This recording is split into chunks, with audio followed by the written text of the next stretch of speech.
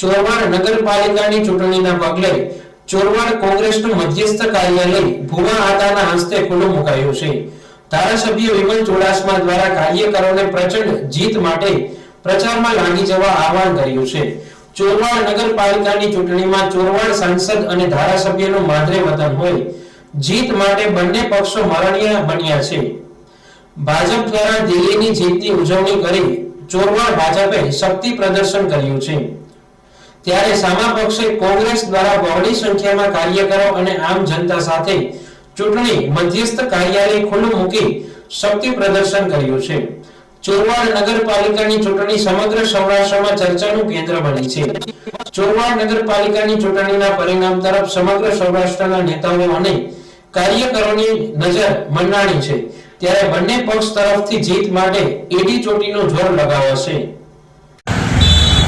મારું નામ વિમલ ચુડાસમા છે।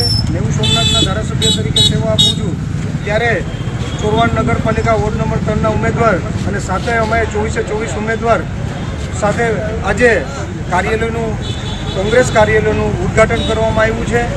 આ કાર્યાલય આજે ભુવાતાશ્રીના હસ્તક ખુલ્લું મૂકવામાં આવ્યું છે અને તમામ કાર્યકરોને કામે લગી જવા માટેની હુકાર કરવામાં આવી છે। વોર્ડે વોઇસ, ઘર ટુ ઘર અને ડોર ટુ ડોર બધા કાર્યકરો અહીંયાથી નીકળવાના છે અને આજેથી પ્રચારનો શુભ પ્રારંભ કર્યો છે અને લોકોનો પ્રતિભાવ સારી રીતે મળી રહ્યો છે અને અમને 100% વિશ્વાસ છે કે અમારી જીત તો થવાની છે, બહુમતી તો આવવાની છે, પણ 24નો ટાર્ગેટ લઈને અમે ચાલી રહ્યા છે અને 16 તારીખના રોજ મતદાન થવાનું છે અને 18 તારીખના રોજ 24 કોંગ્રેસના ઉમેદવાર જીતીને આવવાના છે।